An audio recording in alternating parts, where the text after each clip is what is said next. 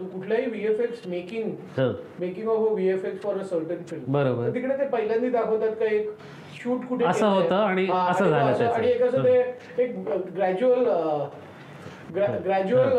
एक असं वाईप असतो. करेक्ट. तर लोकांना खूपदा असं वाटतं का हे वाईप कुठल्या तरी सॉफ्टवेअरवर होतं का तू फक्त इकडून ते तिकडे वाईप केलं की मागचं ऑटोमॅटिक नाही, मागचं क्रिएट करायला लागतं.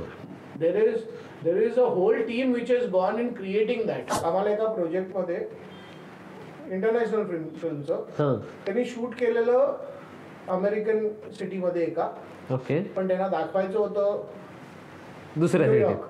ओके, न्यूयॉर्कमध्ये त्यांना परमिशन मिळाली नसेल किंवा काय, का लोकांना ते कळत पण नाही का हा VFX चा शॉट आहे. जे क्लोजअप असतात त्याचे गाडीच्या आतले ते पण VFX असतात, हे लोकांना माहिती नाहीये. नमस्कार, तुम्ही फास्ट अँड फ्युरियस पाहिलाय का, किंवा पॅसिफिक रिम, किंवा Oscar award winning blade runner, Tenet किंवा ड्यून? या मूवीजना VFX साठी ऑस्कर मिळाला होता. आता VFX म्हणजे व्हिज्युअल इफेक्ट्स. व्हिज्युअल इफेक्ट्स म्हणजे जे सिनेमामध्ये आपण गाड्या उडताना बघतो किंवा काही शहरं जी आपल्या अस्तित्वात नसतात तशी शहरं क्रिएट केलेली असतात. आपल्या पॉडकास्टचे गेस्ट आहेत समीत गुप्ते. समीत गुप्ते यांनी अव्हेंजर्स, फास्ट अँड फ्युरियस आणि अशा अनेक चित्रपटात VFX सुपरवाइज केलंय, डिरेक्ट केलंय. त्यामुळे आज आपण त्यांच्याकडनं त्यांचे एक्सपिरियन्सेस ऐकणार आहोत. Samit, thank you so much for coming to the show. Thank you for inviting me. Hi guys. तर आज खूप मोठा सेक्शन आहे. ओके, VFX हा म्हणजे कितीतरी VFX चे क्लासेस गल्लोगल्ली आहेत. ते VFX खरोखर VFX आहेत का आपल्याला माहित नाहीये, पण आज आपण एक क्लिअर पिक्चर ठेवणार आहोत आपल्या ऑडियन्स समोर. VFX म्हणजे नक्की काय आणि त्याचे details, how to go about it. Okay, तर सुरुवात आपण करूया तुझ्या जर्नी पासून. ओके, तर आम्हाला सांग जरा तुझी कशी काय. तर माझी जर्नी सुरू झाली फ्रॉम द टाइम, तेव्हा मला माहिती नव्हतं का हे ॲनिमेशन रिलेटेड आहे. माझ्या मावशीनी मला आय थिंक 8वी किंवा 9वीत एक पुस्तक प्रेझेंट केलेलं, प्रेस्टन ब्लेअर, जे आपलं नंतर it is like a Bible for every animator. Okay, आणि ते तिकडचे हे बघून म्हणजे लाईन ऑफ ऍक्शन आणि हे करून मला वाटलं का आपलं, आणि माझं ड्रॉइंग, माझ्या आजोळ सगळं, माझे आजोबा आर्टिस्ट होते, माझी आई आर्टिस्ट आहे, माझे मावशा म्हणजे आईच्या साईडचे सगळे आर्टिस्ट आहेत.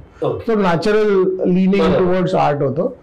आणि JJ स्कूल ऑफ आर्ट मध्ये मी खूप स्ट्रगल केलं JJ स्कूल ऑफ आर्ट मध्ये यायला. I did my 12th because after 10th I couldn't get an admission in JJ. पण कुठे ना कुठे तरी म्हणजे मी कॉमर्स मध्ये 12वी केलं, ह्याच्या पुढे काय ते कधी मला असं, I was never inclined to do that kind of work. Then I did try again, आणि त्यावेळी फॉर्च्युनेटली मला JJ स्कूल ऑफ आर्ट मध्ये ऍडमिशन मिळाली. आणि कुठे ना कुठे तरी सेन्सिबिलिटीज चेंज झाले to look at things, the way people interact with each other. कसं ते आर्ट रिलेटेड सगळे गोष्टी असतात. म्हणजे एका नॉर्मल कॉलेजमध्ये जे सोशल होतं, अॅन्युअल सोशल, आणि JJ मध्ये जे होतं, दॅट इज कम्प्लिटली डिफरंट.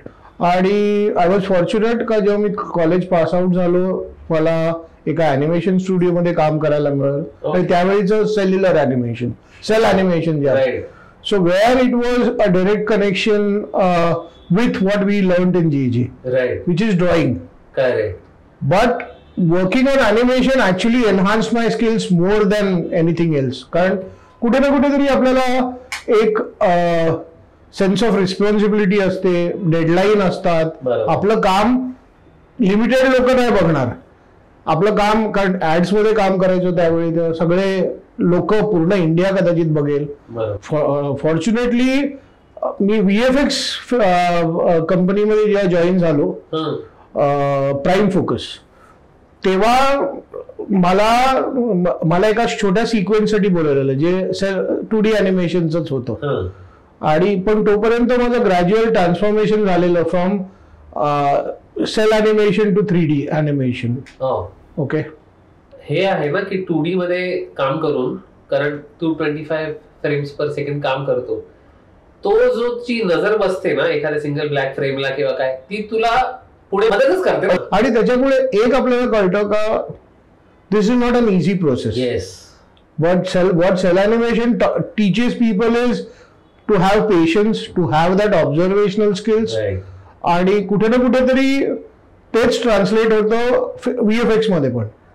कारण आपण सेल अॅनिमेशन मध्ये फक्त मुवमेंटचं ऑब्झर्वेशन करतो आणि VFX मध्ये तू तुझ्या आसपासचं जग, कधी कधी इमॅजिनरी जग म्हणजे काल्पनिक जे आपण म्हणतो ते करतोस.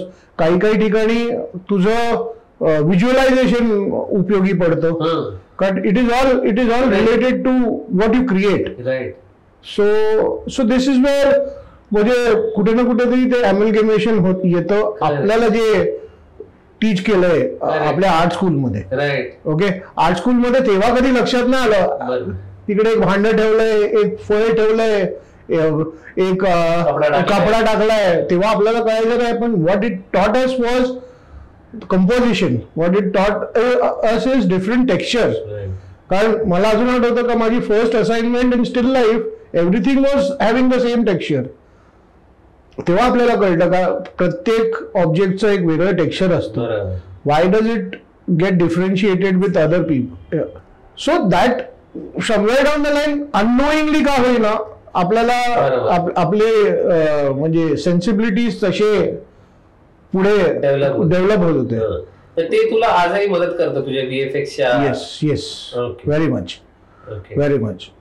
समित, तर तुझं म्हणणं आहे की तुझं बेसिक फाउंडेशन आर्ट कॉलेजचं जे काय आपण त्याला पाया म्हणू तो, आणि सेल अॅनिमेशनचं पण नॉलेज जे तू 2D प्रॉपर अॅनिमेशन केलं असते, या दोन्हीचं कॉम्बिनेशन म्हणून पुढे उपयोगाला आलं का, कसं काय? हो, इन अ वे जसं मी तुम्हाला सांगितलं का लोकांचं मे बी अननोईंगली का होईना त्यांच्या इकडे इम्बाईब होतं आपण जे काय शिकतोय ते. काही लोकांना इम्बाईब होतं, काही लोकांना नाही होत, कारण not every good artist can become a good animator. Right. You have seen that. Yes. You might be very good in drawing one frame, but drawing an action is a complete different ball game. Yes. Because what I have seen is people have got lots of knowledge about a software. पण त्यांना काही करायला सांगितलं ना ते software मध्ये काय offer करतात ते याच्यानुसार. कारण I just give an example. Visual effects मध्ये there is a separate thing called effects where you are doing explosions, you are doing objects flying everywhere, सगळं बिल्डिंग्स तुटतायत, काचा तुटतायत. तर एक असा शॉट होता जिथे लाईव्ह ऍक्शन मध्ये त्यांनी दरवाजा शूट केलेला पण त्याच्यावर काच नव्हती, कारण ऑफकोर्स कारण एखादा लाईव्ह ऍक्शनचा ऍक्टर आहे तिकडे, त्याला लागेल वगैरे. सो आम्हाला करायचं होतं ते ब्लास्ट ते तुटताना. तर एका मुलाला दिलं ते काम, त्यांनी पण आणि त्यांनी म्हणजे मला जेवढं वाटलं त्याच्या कमी टाइम मध्ये सर हो गया आप देखो. आणि आय वॉज इम्प्रेस्ड का एवढं. पण मी जेव्हा काम बघितलं तेव्हा त्यांनी कुठलं तरी एक काहीतरी उडतंय पण ती काच नव्हती वाटत, तो पेपर वाटत होता. There is a difference. काच जेव्हा उडते काच लागून त्याचे जे पार्टिकल्स उडतात ते वेगळे, त्याला वेट असतं, त्याला ग्रॅव्हिटी इंटरॅक्ट होते, तुझं फोर्स किती आहे त्याच्यावर. आणि पेपर तू फूक मारली तर पेपर कसाही वरती तर तसं नाही व्हायला पाहिजे. त्यांनी काय केलं, त्यांनी सॉफ्टवेअर मध्ये जे ऍट्रिब्यूट्स असतात ते करून सगळं केलं. ऑब्झर्वेशन नाही केलं का काचा कसे तुटतात. This is what why mean by तुमचं. आणि हे कोणी शिकू नाही शकत.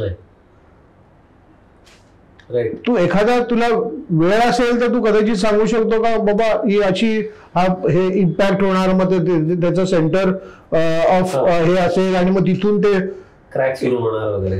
हे सगळं आपण ऑब्झर्व करतो. सो आता डिस्पोजलवर खूप आहे, पण जे ग्राउंड फाउंडेशन पाहिजे ते नाही वाटत. I have seen that people think chroma म्हणजे chroma is basically a word for हिरवी बॅकग्राऊंड आहे. त्याचं कारण काय आहे? हिरवं का तर आपण कलर आधी ब्लू पण यूज करायचं, पण हिरवं का करतो? कारण एखादा कॅरेक्टर त्याच्या समोर आला तर आपल्या स्किनच्या टोनच्या बरोबर उलट येते, बरोबर, right? But I have seen chroma, let's now that people understand what a chroma is, so bad with wrinkles and all. कुठे कसं क्लीन करणार? Because it has to be clean ना लोकांना. आणि this is it is not an exaggeration. Film इंडस्ट्रीच्या लोकांना पण वाटतं क्रोमा हा एक मॅजिकल क्लॉथ आहे जो कॅमेरामध्ये दिसत नाही. अरे मला तर वाटतं फक्त क्रोमा नाही, फिल्म इंडस्ट्री लोकांना वाटतं VFX सगळं सगळं म्हणजे कंपनीला दिलं की तो आपली फिल्म बदलून त्याचं मेन कारण काय माहितीये? तू कुठल्याही VFX making of VFX for a certain film, तर तिकडे ते पहिल्यांदा दाखवतात का एक शूट कुठे केलंय आणि मग असं, आणि एक असं ते एक ग्रॅज्युअल एक असं वाईप असतो. करेक्ट. तर लोकांना खूपदा असं वाटतं का हे वाईप कुठल्या तरी सॉफ्टवेअरवर होतं का? तू फक्त इकडून ते तिकडे वाईप केलं की मागचं ऑटोमॅटिक नाही, मागचं क्रिएट करायला लागतं. देर is a whole team which is gone in creating that. There is a whole team which is done the cleanup. Cleanup म्हणजे एखाद्या कॅरेक्टरच्या मागचं सगळं आपण क्लीनअप करतो. बरोबर. ओके. म्हणजे काही स्टुडिओज एवढं व्हिज्युअल इफेक्टचं काम करून they had to close down, कारण there was no recognition. Okay. I don't have to, म्हणजे तुम्हाला एक मोठा स्टुडिओ एक फिल्म ज्याला ऑस्कर मिळाली त्या ऑस्कर मध्ये डिरेक्टरने एक्नॉलेज पण नाही केलं, आणि त्या फिल्म मध्ये जो मेन कॅरेक्टर होता तो CG होता, VFX होता. माय गॉड. त्या डिरेक्टरनी त्या फिल्मच्या VFX ला काहीच क्रेडिट नाही दिलं, whereas the entire film was based on VFX. Yes. It was a full studio बंद झाला. आता for reasons, because I also belong to the same field, I can't मी त्या स्टुडिओचं हे घेऊ, बट दिस इज हाऊ. कारण कसं असतं लोकांना कळत नाही का इट्स अन एक्सपेन्सिव्ह प्रोसेस. खूप त्याला पैसे लागतात. आपण कारण you have so many artist who are doing that, nobody understand that. There are times जेव्हा आपण एक फ्रेम रेंडर करतो त्याला 50 ते 72 तास लागतात एक फ्रेम रेंडर व्हायला. ओके. रेंडर म्हणजे तू सगळं कट केलं, तुझं वर्ल्ड उभं केलं आणि त्याच्यानंतर जेव्हा ती फायनल फ्रेम येते ती कुठल्याही याच्यात आपण जेव्हा रेंडर करतो कुठलाही येत, तर काही फ्रेम्सला एक फ्रेमला 72 तास लागतात. आणि इमॅजिन का तो समजा एक 3 सेकंदाचा शॉट असेल, एका फ्रेमला 72 तास 75 फ्रेम आपल्याला रेंडर करायचे. ओके. नाव मी काय त्याच्या टेक्निकल ह्याच्यामध्ये जात नाहीये, पण त्याला एफर्ट लागतं ना. आणि बाकी सगळ्या फ्रेम्स रेंडर होऊन कधी कधी खूप टेक्निकल इश्यूज असतात, कारण काही फ्रेम ब्लॅक येतात, काही फ्रेम होत नाहीत रेंडर बरोबर. You have to set again. कारण ते इमॅजिन कर का वेन तू जेव्हा मॉडेल करतोय त्याचं, तर ते म्हणजे आता त्याचं मराठी हे मला माहिती नाही, पण FX कम्प्लायंट असतं ते. म्हणजे तू मॉडेल करतानाच त्याचे मॉड्युलर शेप्स बनवायला लागतात. म्हणजे ती बिल्डिंग जर तुटणार सो तेच त्याच्यात मेहनत लागते. एखाद्याला पूर्ण बिल्डिंग किंवा कदाचित असं होतं का एक बिल्डिंग तुम्ही नॉर्मल याच्यासाठी एक FX साठी करता, म्हणजे डबल काम झालं ना ते. सो आणि इट टेक्स मनी. आणि जी प्रोसेस आहे ती कुठे ना कुठेतरी अवेअरनेस हळूहळू येते लोकांना. म्हणजे हल्ली मी युट्यूबचे व्हिडिओज बघतो ज्यांना व्हिज्युअल इफेक्ट्स ते काम नसतील करत, पण त्यांना ती प्रोसेस माहिती आहे. बरोबर. ओके. कारण आता लोक बिकॉज एक्सपोजर मिळालंय सगळ्यांना ती जाणीव आहे का जगभरात काय चालू आहे का. ओके. पण आणि हळूहळू इंडियामध्ये पण काम चांगलं होत चाललंय. चांगले स्टुडिओज हे करतायत. आमच्या स्टुडिओमध्ये आम्ही जास्ती करून इंटरनॅशनल फिल्म्सच काम करतो. मला एक प्रश्न असा आहे, आता हा म्हणजे सरकारचं म्हणजे थोडस की VFX आपल्याकडे आहे म्हणून आपण फिल्म करायची का फिल्मला VFX ची गरज आहे म्हणून आपण फिल्म करायची. म्हणजे आता काही लेटेस्ट एक्झाम्पल्स आहेत की कारण अखंड की असं कळतं की हे आपल्याकडे हत्यार आहे तर आपण वापरूया. अरे पण ते हत्यार आहे ना, जर वॉर झाला तरच वापरा. You don't create a war to use that weapon ना. बट इट इज म्हणजे हे माणसावर अवलंबून आहे. माझ्यानुसार as a person who likes to see films, मला असं वाटतं का व्हिज्युअल इफेक्ट्सनी फिल्मला कॉम्प्लिमेंट करायला पाहिजे. फिल्म मध्ये व्हिज्युअल इफेक्ट्स पाहिजेत, व्हिज्युअल इफेक्ट्सची फिल्म असायला पाहिजे. ती शोरी होईल ना मग एक बरोबर एका याची. पण म्हणजे कसं असतं का, पण अगेन सेड दॅट व्हिज्युअल इफेक्ट्सच्या पण फिल्म आहेत, नाही असं नाही. अवतार फुल ऑफ इमोशन आणि not only visual effects, that is a different thing. पण अवतारनी व्हिज्युअल इफेक्ट्स यूज केलं त्याचं, कारण तसं जग कुठेच नाही. बरोबर, राईट. आणि I don't know whether everyone is aware of that. James कॅमेरूननी 14 वर्ष थांबला, कारण त्याला तेव्हा जी आयडिया आलेली तेव्हा there was no infrastructure for doing that kind of work. He was ahead of time. Yes. पण त्यांनी ते see that is something else. That, but there are films where in your face म्हणतो ना आपण, आपला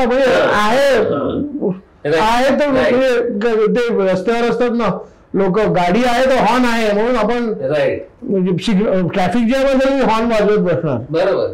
तसं नसायला पाहिजे ते.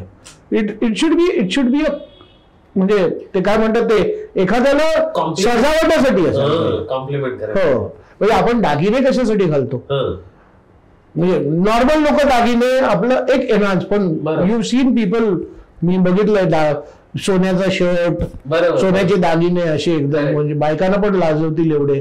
आपण व्हिज्युअल इफेक्ट्स आधी इमॅजिन करून त्याच्याभोवती फिल्म नाही. आणि मला असं वाटतं लोक तसेच विचार करत असतील. I hope. कोणत्या कोणत्या एरियात व्हिज्युअल इफेक्ट्स वापरतो, म्हणजे ऍडव्हर्टायझिंगला तर सर्रास वापरतो. त्यात 3D आणि VFX मिक्सर असतो, पॅक शॉटला म्हणा किंवा साध्या गोष्टी.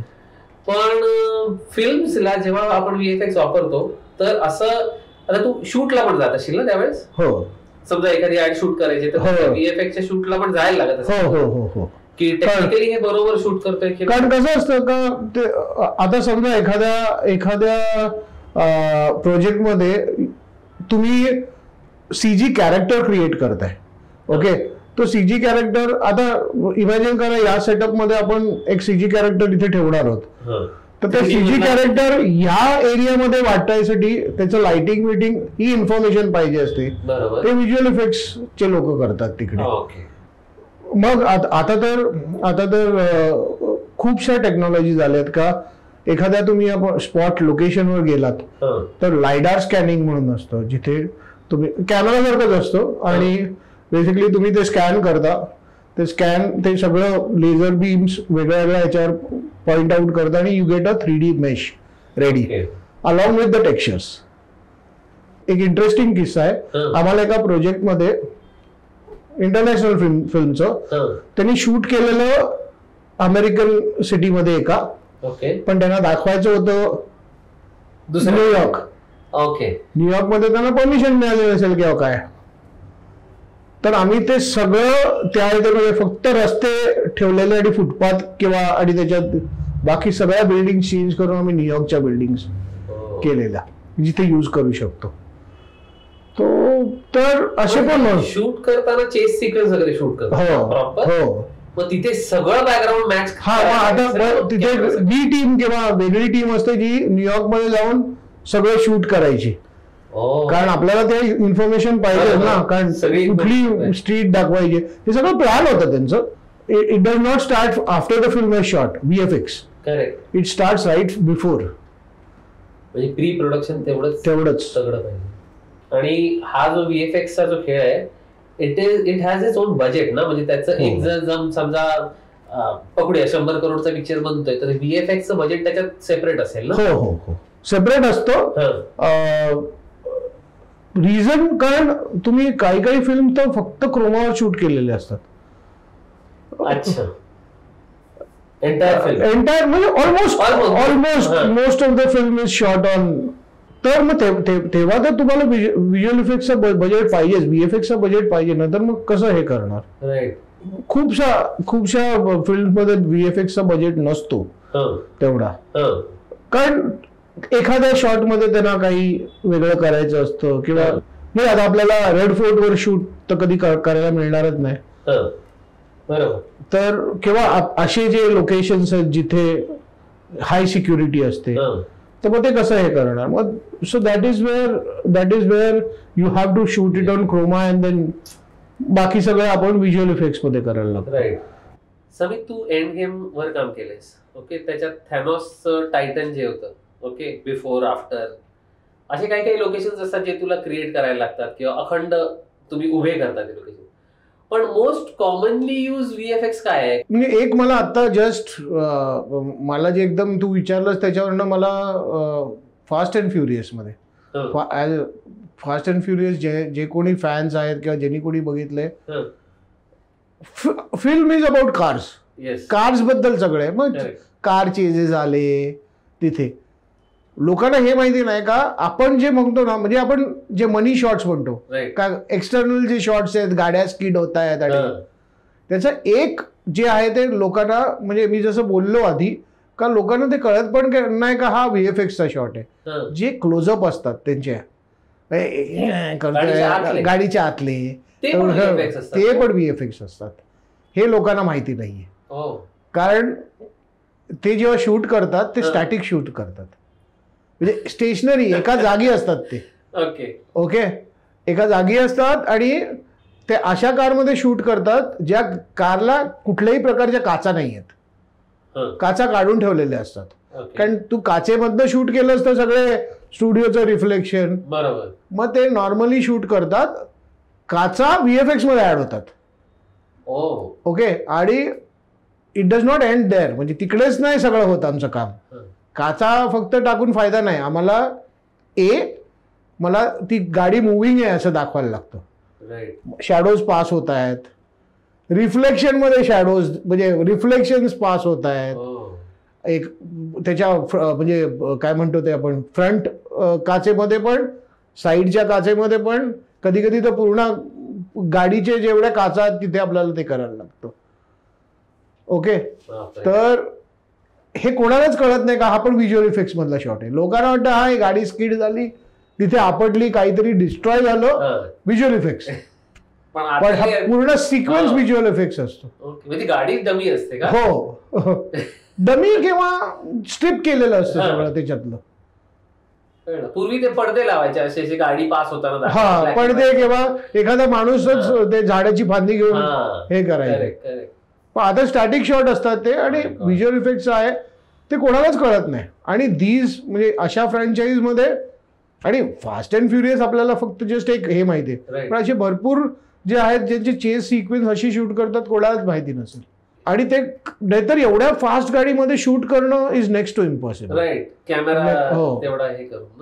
एखाद्याला मी सांगतो ना हे व्हीएफएक्सचा शॉट आहे, आणि काय असे जे म्हणतात ते आपल्यासाठी अचीवमेंट आहे. राईट, दिस इज म्हणजे हे आपण ह्याच्यासाठीच जगतो. मस्त केलाय व्हीएफएक्स शॉट. त्याच्यापेक्षा आपण जेव्हा त्यांना जे शॉक देतो का हे व्हिज्युअल इफेक्टचा शॉट आहे, तेव्हा कारण एखाद्या सेलिब्रिटीचं जसं तू मगाशी म्हणालास की डोळ्याच्या खाली काळा आहे किंवा एजिंग झालं असेल, तर ते पण तुम्हाला थ्रू आउट द फिल्म करायला लागेल. जिथे दिसतं, जिथे क्लोजअप आहे तिथे.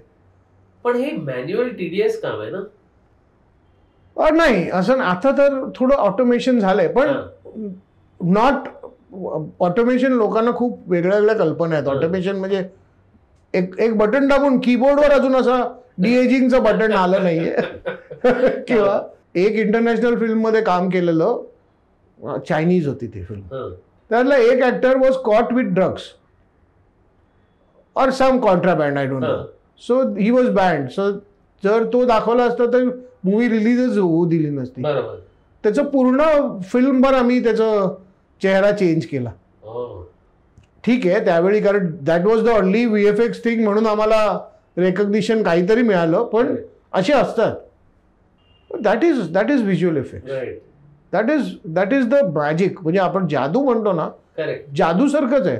आणि मी इतके वर्ष झाली तरी मला कधी कधी शॉर्ट बघून मला जसं फुलून येतं का काय मस्त झालाय. जेव्हा आपला शॉर्ट आपण का 10-15 सेकंदाचा पण असू शकतो, पण तो जेव्हा आपल्याला वाटतं, असं आपल्याला वाटतं का सगळं जग आपल्याकडे बघते, शॉर्टकडे काय बघत आहे. सो दॅट इज ते त्याच्यासाठीच काम करतो. समित, VFX असा एरिया आहे ना जिकडे खूप लोक मुलं आज क्लासला जात आहेत.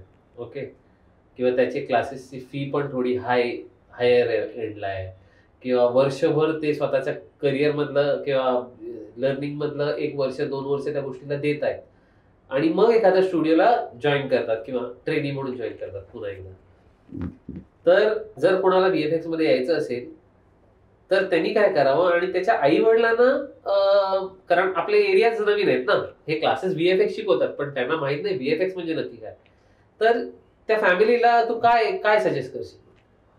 मी आता तुझे प्रश्न विचारला मी 2, म्हणजे एक मुलांसाठी आणि एक आई वडिलांसाठी. ओके, तर मी आधी आईवडिलांपासून सुरुवात करतो. ओके, तुमच्या मुलाला अभ्यासामध्ये इंटरेस्ट नाही आहे म्हणून तुम्ही व्हिज्युअल इफेक्ट्समध्ये टाकताय तर बरोबर नाही आहे. कारण ना जाणो त्याचा जो अभ्यासावर कल आहे तोच व्हिज्युअल इफेक्ट्सवर असेल तर आपल्याकडे फक्त क्राऊड वाढेल. ओके, कळलं मी काय बोलतोय का? ऍप्टिट्यूड आणि त्याला इंटरेस्ट पाहिजे ते करायला. कारण जर अभ्यासामध्ये त्याचं मन लागत नाही, पण ते बोललाय का तुम्हाला का मला व्हिज्युअल इफेक्ट करायचं आहे, आणि तो बोललाय तर त्याचं कल आहे का तिकडे, का फक्त मित्र करतायत म्हणून मला करायचंय, का तुम्हाला वाटतं का इथे नाही तर तिथे टाकू, पण इकडचं सेम जर त्यांनी डेडिकेशन तिकडे दाखवलं तर सगळीकडे 0 होणार ना. बरोबर. तर कल आणि आधी बघा, कारण कसं आहे माहिती आहे, लोकांना आमिष देतात. ओके, आणि मी काय सगळ्याच इन्स्टिट्यूटबद्दल नाही बोलत आहे. ओके, पण काही हा माणूस त्याला एवढ्या लाख रुपये पगार आहे, तुम्हाला पण मिळू शकतो. हे झालं, हे काय चुकीचं नाही आहे, हे बरोबर आहे. पण ते नरवा कुंजरवा सारखं याला 20 वर्षानंतर एवढा पगार मिळतोय हे सांगत नाहीत. आणि मग शेवटी तेच होतं का लोक त्या फॅसिनेशननी जातात. तुम्ही पैसा कमवण्याच्या नादानी नका VFX मध्ये जाऊ. तुम्ही VFX मध्ये चांगलं काम करा आणि पैसा मिळेल तुम्हाला. जसं त्या 3 इडियट्स मध्ये आहे ना, काबिल बनो. म्हणजे मला असं वाटतं ते मेन आहे. हे आई वडिलांचं झालं. मुलांना पण एवढंच सांगतो, तुमचा इंटरेस्ट कशावर आहे तुम्हाला माहिती आहे का व्हिज्युअल इफेक्ट्स म्हणजे काय, त्याच्यात किती काम करायला लागतं. तुम्ही मित्र कोण तुमचा आहे आणि त्याचं बघताय, पण त्याचं फक्त सक्सेस बघू नका, त्याचं स्ट्रगल पण बघा कोणाचंही. ओके, कारण it is not a easy medium at all. No medium is easy. मी असं सांगू नाही शकत का तू हे ह्या ह्याच्यामध्ये जा, एकदम हे मस्त पाय वरती करून आरामात बस, सगळं तुला येईल, असं कुठलंच फील्ड आहे. आणि visual effects is also the same. उलट इथे चॅलेंजिंग असं आहे का इकडे तुमचं काम सगळीकडे दिसतं, सगळ्यांना दिसतं. बरोबर. आता तुला माहितीच आहे का, एक फिल्म निघाली त्याचं मायथॉलॉजिकल फिल्म होती, किती त्याचं हे झालं. So you can't, there is no shortcut. थोडा अभ्यास करा. अभ्यास ॲज इन नॉट जो आपण ह्याचं शाळेतला अभ्यास नाही म्हणत आहे. व्हिज्युअल इफेक्ट्समध्ये काय होतं, काय काय करायला लागतं, काय होतं मला. खूप सारे सब डिव्हिजन्स आहेत, सगळं येतं.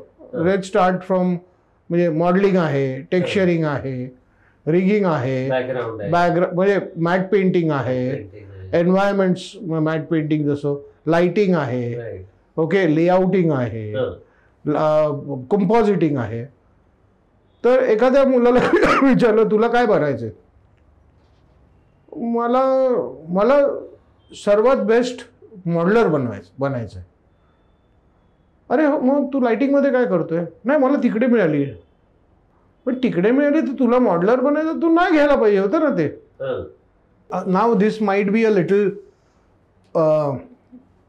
व्हॉट यू से अनफेअर, मी जेव्हा असं बोलतोय ते, पण मला तरी असं वाटतं का तुझं जिथे कल आहे तुला तिकडे नाही मिळाली आणि दुसरीकडे मिळत असेल तर करून काय फायदा नाही. ते फिक्स करा आणि तिथेच मिळवायचा प्रयत्न करा. खूपशे इन्स्टिट्यूटमधले लोक जे येतात व्हिज्युअल इफेक्ट्समध्ये ते रोटो प्रेपमध्ये जातात. मग भलेही त्यांनी काही केलं असेल पण तसं नका करू ना. तुम्ही रोटो प्रेपमध्ये जाऊन जर तुमचं कल आहे एन्व्हायरमेंट्स करायला किंवा तुमचं कल आहे ॲनिमेशन करायला तर तुम्ही तिकडे जा ना. हां, परिस्थितीनुसार लोकांचं सगळेच काय पैशानी एवढे चांगले नसतात. कदाचित तुम्ही करता पण then it is not fair for your self.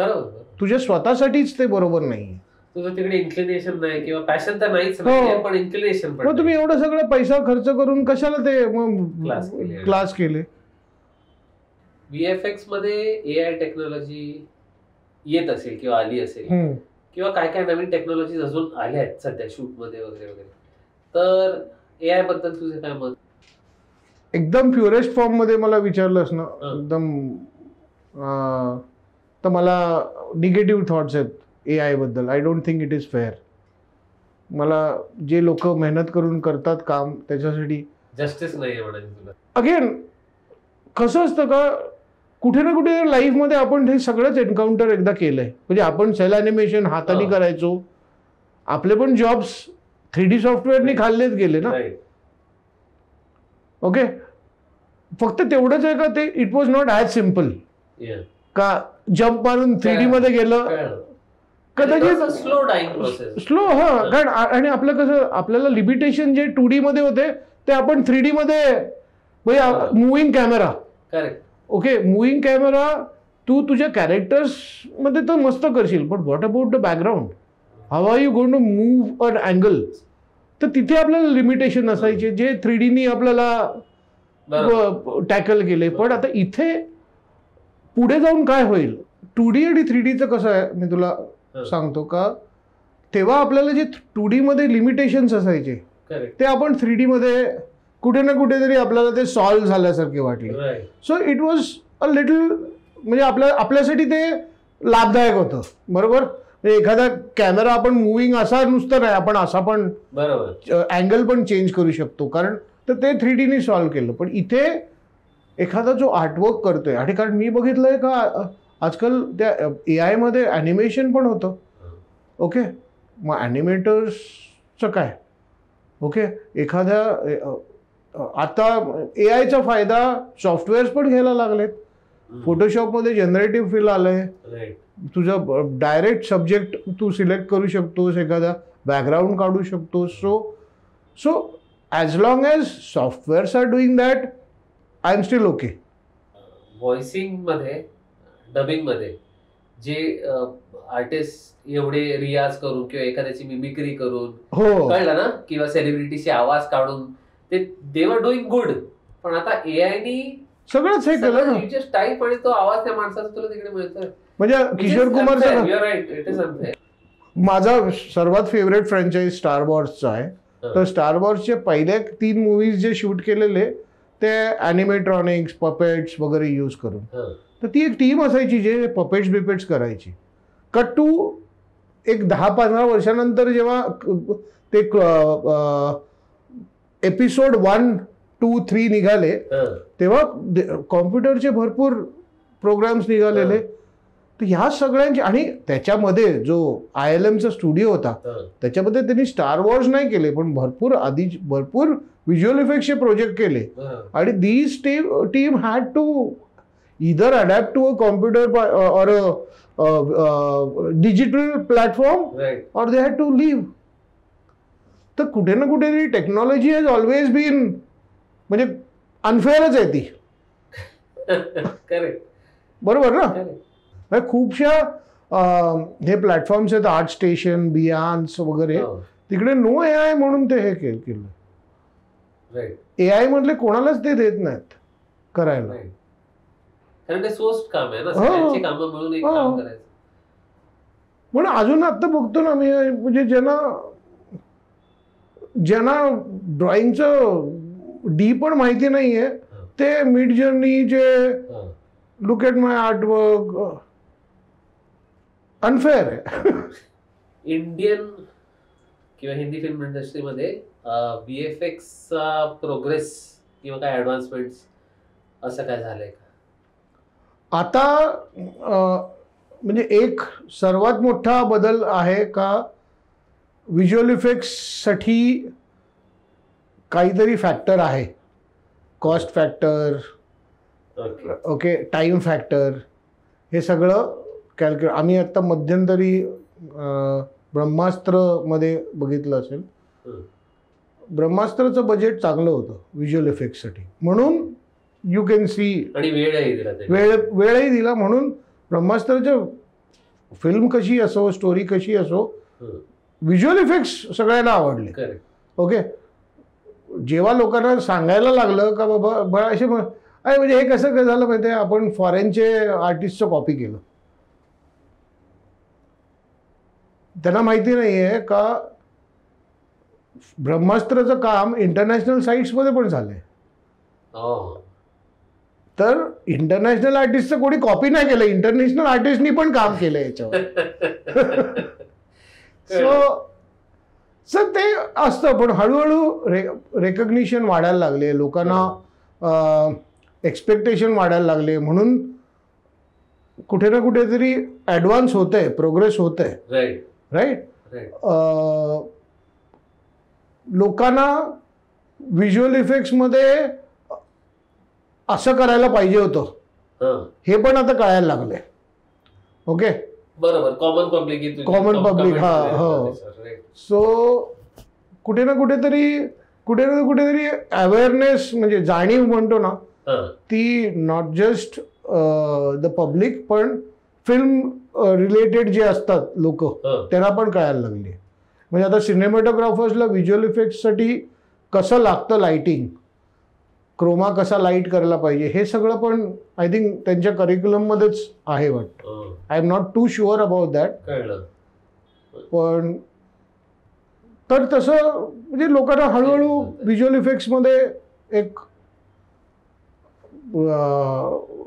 Progress आहे फॉर शुअर इंडियन साईडमध्ये. ह्याच्याशी रिलेटेड म्हणजे suppose if you work on a movie, आता एखाद्या सिनेमावर VFX 400 आर्टिस्ट लागतात. Okay, let us take ballpark 400-500 artist. आता त्यांनी ते 6 महिने त्याच्यावर काम करून, कळलं, किंवा सगळे लोक वेगवेगळ्या लेवलला आपली आपली मेहनत करतात, जसं आपण मगाशी त्या सिनेमाबद्दल बोललो, तर finally they are working hard. Yes, I mean, they are working hard, and when the film doesn't do well, you know, because the crew here is even more than the crew on set. कधी सेटवर 100 असेल, इथे 500 लोक आहेत, दिवस रात्र गेले 6 महिने काम करतात. पण तर तो कॉल, तो जो the film didn't do well, असं असतं. कुठे ना कुठेतरी लोकांना वाटतं का flop film is equal to bad VFX. VFX किती चांगलं असतं, पण कसं आपण बघणार, आपल्याला कसं कळणार? तर आपल्याला कुठल्याही बाबतीत फिल्म कशी होणार आहे हे म्हणजे माहितीच नसतं. आपण आपलं, कारण आपल्याकडे पूर्ण फिल्म येत नाही. पूर्ण फिल्ममध्ये समजा एवढं फुटेज असेल तर आपल्याला त्याचं 25 to 40% फक्त VFX मध्ये असतं. अनलेस ती फिल्मच अशी आहे जी स्टेजवर शूट केली आहे, म्हणजे क्रोमा स्टेजवर किंवा व्हर्च्युअल प्रोडक्शन सेटवर, तर वेगळी गोष्ट आहे. पण जास्ती, आणि तरी there is no way you know outcome काय असेल ना, कारण आता असे भरपूर फिल्म्स आहेत ना जे फ्लॉप झाल्या. ते जेव्हा मी आपल्या शोरीलमध्ये दाखवतो, ये फिल्म में भी VFX था, अच्छा VFX था क्या, नहीं मालूम, हम लोग ने देखा ही नहीं. ते त्याच्या आधीच ती निघून गेली. सो असं होतं, पार्ट ऑफ द गेम. काहीच नाही आपण करू शकत. But we are not responsible for the story. The visual effects team is not. एवढंच मी सांगू शकतो. खूपशा अशा फिल्म्स आहेत जिथे लोकांना माहिती नाहीये व्हिज्युअल इफेक्ट्स झालेत. आम्ही एक फिल्म केलेली मॉम, ओके. तर त्याच्यामध्ये एक शॉट होता की त्याच्यामध्ये असा एक का त्या मुलीवर जबरदस्ती होते आणि ती कुठल्या तरी एका गटारामध्ये फेकली जाते. तर त्या डायरेक्टरचं विजन होतं का ते रिव्हील कसं करायचं, का ते गटारामध्ये ती अशी हे केली आहे. आणि it was never shot that way. हे सगळा व्हिज्युअल इफेक्ट्सचा शॉट होता. ओके. ते कोणालाच कळलं नाही का हा व्हिज्युअल इफेक्ट्सचा शॉट आहे. विच अगेन म्हणजे मी जसं आधी सांगितलेलं ते आपल्यासाठी पाठीवर शाबासकी आहे. बरोबर. नाव दॅट सामान्य माणूस पण VFX ओळखतो किंवा कळलं ना. आणि थोडं युट्यूबमुळे सगळीकडे थोडं इन्फॉर्मेशन आलंय. तर तुम्हाला पण काय हा शॉट आपण असं करूया का तसं करूया का असे काही इनपुट्स मिळतात का? खूप असे खूप असतात जे आम्हाला सांगतात का काम कसं तुम्ही करू शकता. कारण पण ते सगळं हाफ इन्फॉर्मेशन असतं. अर्ध्या हळकुंडाने पिवळे होणं. ठीक आहे. कुठलं तरी मेकिंग बघायचं, त्यांनी कसं केलंय तर आपण तसं करू शकतो का. खूपदा असे झालेत. म्हणजे मला एका त्या फिल्मचं नाव मी विसरलो, पण हॉरर फिल्म होती. त्याच्यामध्ये असं होतं का ती जी मेन ॲक्ट्रेस आहे ती एका अडगळीच्या खोलीत जाते. आणि हॉरर फिल्ममध्ये माहिती आहे अडगळीच्या खोल्या खूप असतात. जिथे कशाला जातात तेच कळत नाही, पण जातात लोक. तर मे बी व्हिज्युअल इफेक्ट्सला काहीतरी काम द्यायला जातात, ते पण जातात. तर ती अशी जाते आणि तिथे अशी जुनी कपाटं बिपाटं ठेवलेली असतात. तर ती त्याच्यातलं ती एक्सप्लोअर करायला जाते. आय डोंट रिमेंबर कशासाठी, पण ती एक्सप्लोअर करते. तर एक असा सडका हात येतो आणि तिच्या तोंडावर असा आणि खांद्यावर लागतो. आणि त्या सडक्या हातावर खूपशे झुरळं असतात. जी झुरळं तिच्या चेहऱ्यावर वगैरे करत ती ओरडते वगैरे. आणि तर आता हा स्टेट अवे जेव्हा आपल्याला असं सांगतं तर आपण म्हणतो का CG मध्ये होणार, आपण कॉक्रोच मॉडेल करायचं, हात मॉडेल करायचं. पण डायरेक्टरकडे कम्प्युटरमध्ये कॉक्रोचेस बनवायची. हो, 3D मध्ये. ओके. आणि मग ती मल्टिप्लाय करून त्याचं. आता इथे आहे जे लोकांना कळत नाही. तो हात त्यांनी शूट केलेला कारण तो तिच्या चेहऱ्यावर पडतो वगैरे. पण आता कॉक्रोच त्या हातावर नाही येतात, तर आम्हाला तो हात मॉडेल करून तो तसा ॲनिमेट करायलाच लागतो. तो दिसत नाही फिल्ममध्ये कुठेच. पण ते फक्त बेस त्या कॉक्रोचवर असायला. तिचा चेहरा पण आम्हाला तिच्या फीचर्स एवढे नसतील तिचे, पण एक बेस प्लॅटफॉर्म असायला पाहिजे त्यांच्यावर, हे करायला लागतं. तर ऑफकोर्स ते कॉस्ट फॅक्टर येतं. त्या फिल्ममध्ये त्या डिरेक्टरकडे पैसा पण नव्हता आणि वेळ पण नव्हता. मग त्यांनी स्वतः ऑफर केलं का अगर हम लोग ने कॉकरोचेस को शूट किया अलग से तो आप फिर उसको, तर ते कसं पॉसिबल आहे, कारण तुम्ही शूट केलं त्याचं मुवमेंट कसं दाखवणार. तर आणि मग तिच्या चेहऱ्यावर वगैरे येतो. नाही, हम लोग उसमें उधर वो एक पुतला रख देंगे ग्रीन कलर का. क्रोमा आता माहिती झालंय ना लोकांना.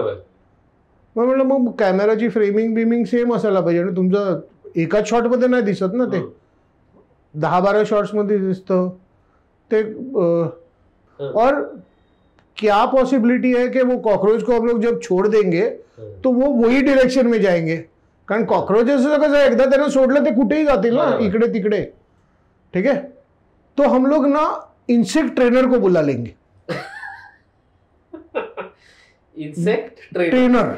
ओके. मी म्हटलं 2 चीज है. पहले तो इतने कॉकरोच कहाँ से मिलेंगे. एनिमल ट्रेनर रहता है, उतना मुझे मालूम है. काय कुत्रे बित्रे घोडे ट्रेनर असतात किंवा बर्ड ट्रेनर राहतात, म्हणजे पॅरेट्स वगैरे जेव्हा असतात, ईगल असते, असे तिथे असतात. पण इन्सेक्ट ट्रेनर मला माहिती नव्हतं. तर असे इट वॉज व्हेरी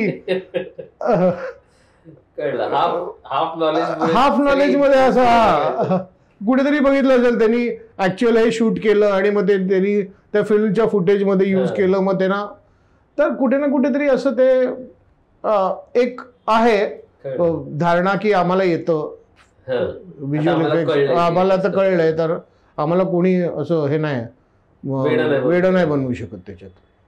एखादा प्रोड्युसर किंवा डिरेक्टर जेव्हा म्हणतो की मला माझ्या फिल्ममध्ये हे या शॉटवर काम करायचं किंवा इथे हे VFX हवे, तर त्याच्यासाठी प्रिपरेशन किंवा होमवर्क काय करता तुम्ही? होमवर्क तर लागतोच, कारण खूपदा असं असतं का जिथे एक्झिस्टच करत नाही ते जगामध्ये. एखादा आपल्याला मॉन्स्टर क्रिएट करायचा असेल तर तो तर तुम्ही काय फॉलो करणार. मग पण आपण त्याचे जोड त्याचं काय असेल, एखादा आता बल्की कॅरेक्टर असेल, तो जेव्हा चालतो तर तो कसा चालत असेल, असं जर तेवढं आमच्याकडे प्रेप वर्क करायला वेळ असेल तर आम्ही शूट करतो फॉर रेफरन्सेस. आणि जास्ती करून ॲनिमेटर्स वगैरे खूप हे शूट करतात. किंवा एखादा कॅरेक्टर 4 लेगेड असेल, क्रीचर, ते कोणावर बेस्ड आहे, कुठल्या तरी कॅरेक्टरवर ते बेस्ड असेल, त्याची बॉडी किंवा हे ते आम्ही स्टडी करतो. एखादा कार क्रॅश दाखवायचा असेल आपल्याला तर आपण खूपशे मूव्हीजमध्ये बघितले. पण मला असं वाटतं मूव्हीजच्या पेक्षा बघण्यापेक्षा रिअल फुटेजेस बघणं विच इज अ लिटल थोडं डिस्टर्बिंग असतं ते. कारण फिल्मचं कुठे ना कुठेतरी ते स्टेज्ड असतं, कुठले तरी स्टंट डिरेक्टर्स ते करतात आणि ते सगळे कंट्रोल्ड एन्व्हायरमेंटमध्ये. तर we tend to see somethings which are in the real world. Okay, किती डिस्टर्बिंग असतील तरी. ओके, कधी कधी आपलं ऑब्झर्वेशनच माहिती आहे आपल्याला, फिजिक्स माहिती असतं, आपण फिजिक्स शिकलोय वगैरे, पण तिकडे पण म्हणजे खूपदा आम्हाला असं शेवटी डिरेक्टरला त्याची विजन असते जी कधी कधी म्हणजे रिअल वर्ल्डशी काही संबंध नसतो. कुठल्या तरी कार प्लेनमधनं जम्प मारते आणि मग त्याच्यात 4 पॅराशूट असतात आणि मग ती कार आपोआप लँड होते. हे माझं व्हिज्युअलायझेशन किंवा VFXचं व्हिज्युअलायझेशन नाही, हे डिरेक्टरचं आहे. पण शेवटी व्हिज्युअल इफेक्ट यात गंदा. हां, जिथे आपण डिझाईन करतो काही शॉट्स, म्हणजे स्पायडरमॅन बघितला असेल. ओके, स्पायडरमॅनचा जो पहिला शॉट आहे that is an out and out VFX design. तो डिझाईन केलेला शॉट आहे VFX साठी. आज ताकद, कारण आम्ही तर काम नाही केलं त्याच्या, आज ताकद तो कितपत VFX आहे, किती क्रिएट केलेला आहे तो अजूनही म्हणजे मला माहिती आहे तो कसा केलाय, पण ज्यांनी डिझाईन केला हॅट्स ऑफ. तर तिथे कुठेतरी आपल्याला तू जो बॉलिवूड वर्सेस हॉलिवूडचा प्रश्न विचारलेलास ना, ही जी सोपवण्याची पद्धत आहे का, तुम्ही तुमच्याकडे शॉट तुम्ही तुमच्या मुलासारखं त्याला जोपा आणि त्याला मोठं करा, हे कुठे ना कुठेतरी लॅकिंग आहे. तिथे थोडा इगो डिरेक्टरचा, सिनेमॅटोग्राफरचा खूपसा तसं एक हे असतो. पण कुठे ना कुठेतरी अल्टिमेटली डिरेक्टरच आपल्याला अप्रुव्हल देणार.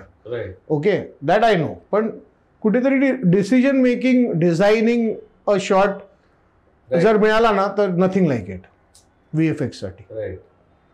That is what matters. एखादा दॅट्स वाय म्हणजे आम्ही अशा शॉट्ससाठी किंवा सिक्वेन्ससाठी आतुर असतो जे सगळं CG मध्ये होणार कम्प्लीट. मग even if there are no what you say concept for it, this is something that म्हणजे आपण क्रिएट करतो, राईट. बरोबर. मग ते that is what we strive for. Samit, thank you for coming आणि एवढी व्हॅल्युएबल इन्फॉर्मेशन. हो, VFX जग थोडंसं कॉम्प्लिकेटेड आहे, हो, तरी पण आपण जमेल तेवढ्या सोप्या भाषेत आपल्या ऑडियन्सला सांगितलंय. हो. काही प्रश्न असतील तर आपल्या कमेंट बॉक्समध्ये जरूर कळवा, आपण ते आन्सर नक्कीच करू. नाही, कधीही कोणाला काही क्वेश्चन्स असतील, even Wien you post this, yes, सगळ्यांना पहिल्यांदी बेस्ट ऑफ लक करतो जे कोण यायला लागतात. ओके, चॅलेंजिंग फील्ड आहे, पण एकदा तुम्हाला तुमचा तिकडे त्याच्यावर हे बसलं, कॅच होल्ड बसला, नथिंग, त्याच्याशिवाय दुसरं सॅटिस्फाईंग काहीच नाही आहे गोष्ट. सो सगळ्यांना बेस्ट ऑफ लक. आणि चॅलेंजिंग आहे फील्ड, पण सॅटिस्फाईंग पण आहे. मी पण तुला मला इथे बोलवल्याबद्दल, कारण ऑपॉर्च्युनिटीज मिळाले की आपण कधीही, कारण आपण ज्यांच्यासाठी हे करतोय ते फ्युचर ऑफ VFX असणार, राईट? तर हा उपक्रम खूप चांगला आहे. सो जे लोक हे बघतायत, तर शेअर, लाईक आणि सबस्क्राईब करा, कारण तुमचे सबस्क्रिप्शन आमच्यासाठी आणि या चॅनलसाठी खूप उपयोगी पडतील. Best of luck and keep rocking. Thank you.